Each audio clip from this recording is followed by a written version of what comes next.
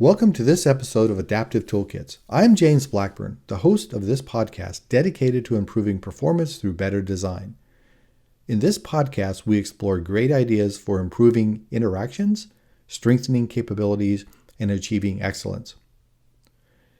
In this week's episode, the topic of interest is the student as consumer model. In his article, In the Age of Consumerism, What are the Implications of Giving Students What They Want?, Dr. Tracy Davis, a professor in the Department of Educational and Interdisciplinary Studies at Western Illinois University, argues against the student-consumer model and recommends a return to the learner model. I hope you will join me after this short break as I explore the underlying arguments in this article and offer a different view of the student-consumer model that just might ease Dr. Davis's concerns.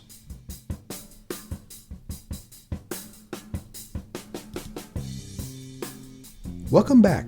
This week we break down the article In the Age of Consumerism, What are the Implications of Giving Students What They Want?, written by Dr. Tracy Davis, a professor at Western Illinois University.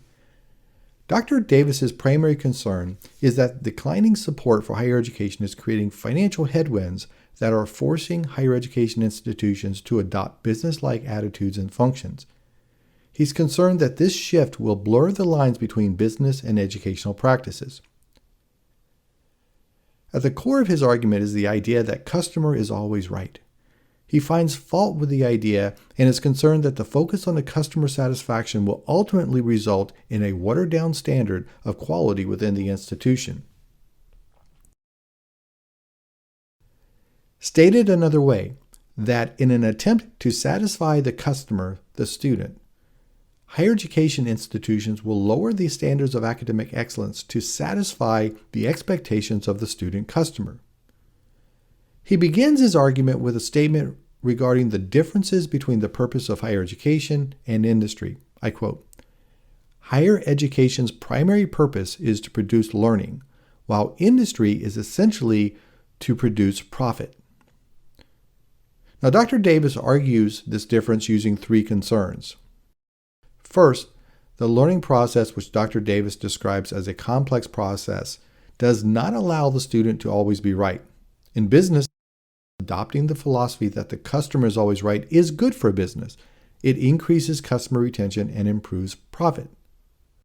The second concern Dr. Davis has with the consumer model is a fear that society will view degrees as products manufactured by the university, and in doing so, that the responsibility of the student for learning will be diminished. Which brings us up to the third concern, accountability.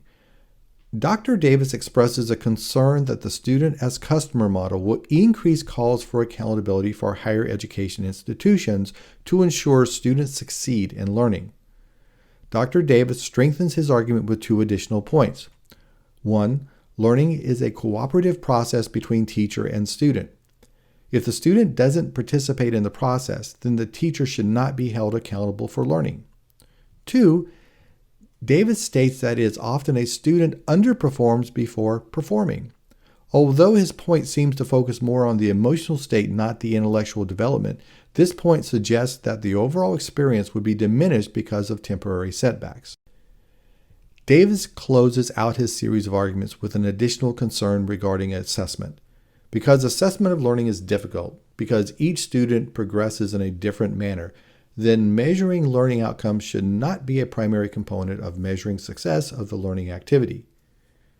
He argues that each student has affective, cognitive, identity, and other characteristics that impact learning and that the teacher should not be held accountable for because these factors occur outside of his control. Next up, Dr. Davis shifts his focus to student affairs.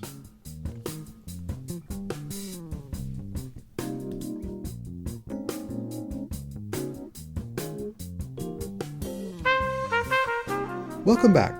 Now let's shift the focus from the classroom to the student support office. Dr. Davis starts this section of the article with a brief framing exercise by describing the three standard approaches to student affairs that's common over the past 50 years. They are student services, student development, and student learning. He strongly supports student affairs as a service to support student learning, and that student affairs should anchor their programs in the educational mission of promoting learning. Even though Dr. Davis does support the idea that certain functions within student affairs should adopt a more business-like process, such as financial aid, building management, and food services, that treating students as customers would still interfere with the learning model. So he encourages even functions that adopt a business operations framework. Remember, they operate within the educational framework and support educational learning. In a great example, which I will discuss in more detail later, Davis draws a parallel between grade-granting activities of professors to improve student evaluations and student affairs programs designed to improve student satisfaction. Davis suggests that neither of these practices promote learning. I would have to agree, but that doesn't mean that the student-customer model is wrong. After this short break, we'll return and examine the student as a customer model under a different lens.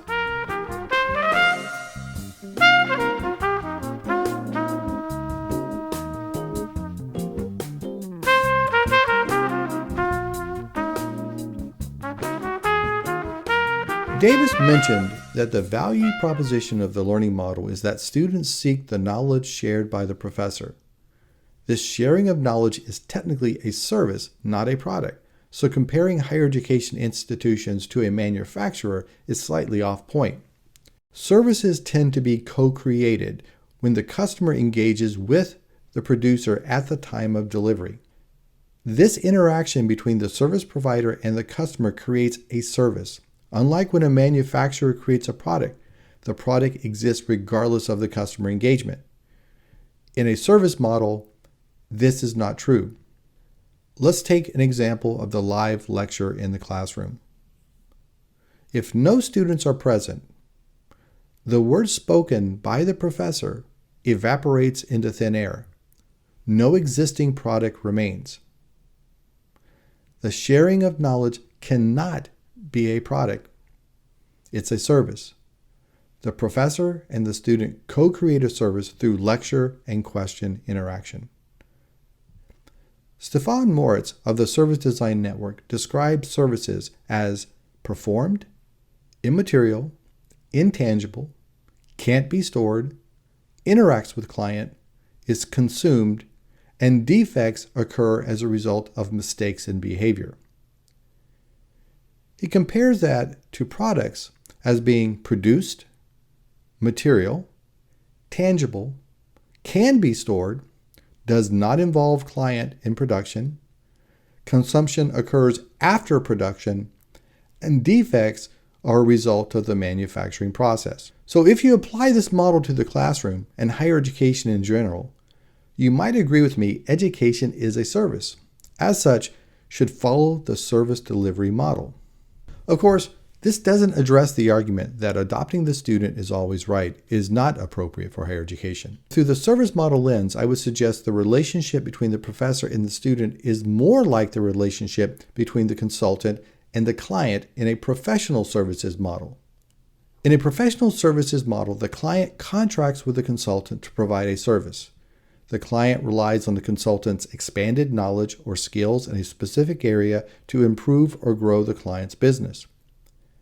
In the case of learning, the student would contract with the professor to achieve an academic-related objective, in this case, learning. Like the consultant-client relationship in a professional services arrangement, the professor-student relationship in an educational services arrangement requires both parties to interact in a manner that promotes growth.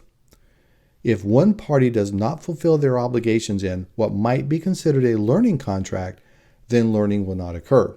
If you agree with me and you see the similarities between the arrangement between a consultant and a client and the professor and the student, then a professional services arrangement may be appropriate. And while the client can elect to adopt the advice of the consultant, there is no obligation to do so, and the client takes full responsibility for his or her own actions. The client is not always right, but they do have the right to their own opinions and expectations. Building on the professional services model and returning to Dr. Davis's third point regarding accountability, clients seek firms that can deliver on the expected outcomes. In service design, customer expectations take on the form of what is referred to as a script. Cook, Brown, Chase, Dasu, Stewart, and Tanzik recommend service providers mitigate the impact of faulty customer scripts, as Davis suggests would occur, anticipating the customer script. If this solution is adopted by higher education, then higher education institutions could provide acceptable scripts for engagement and hope that the student selects one of these scripts. The better the organization is at adapting to script variations and moderating the scripts, the more successful the organization will be at improving outcomes and student satisfaction. Just like those firms that are better at delivering effective solutions to meet the needs of their clients are in demand and profitable, so too will be higher education when they adopt this model of service management. Davis would like us to think that learning and profit are mutually exclusive ideas, and that a learning institution should not be concerned with a profit. I disagree. Not-for-profit institutions still must make money to remain viable. Excess funds earned can be redistributed into the organization for the development of new programs and new programs that support the fundamental mission of learning and research. An institution that doesn't make a profit is unable to invest in its future and will most likely result in a decline. So growth and retention are critical to the financial health of the institution. As such, the focus of the institution should be on how does it fulfill its obligation to the student, not through watering down standards to improve satisfaction, but through better methods that promote improved learning. Investing in new learning technologies and student support programs help the university provide the learning outcomes students need to be successful. These programs may be in the classroom or in student affairs. Regardless, these programs promote the learning that Dr. Davis believes is needed from student affairs and at the university. When higher education institutions accept the accountability of meeting the expectations of the student customer as it relates to learning outcomes, then customer satisfaction will improve. Student satisfaction will improve. Davis points out that students might experience less satisfaction when they experience failure. Maybe so, but if the student understands this is part of the process and they eventually achieve their objectives, satisfaction will be achieved.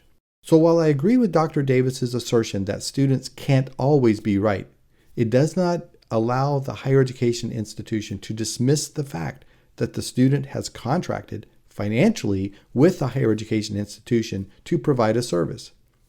That service is a transfer of knowledge and skills from the faculty and staff to the student. The university that does that best will survive. Those that don't will close.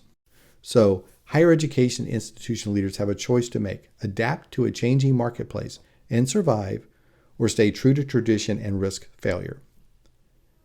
With that, we've come to the end of this week's episode.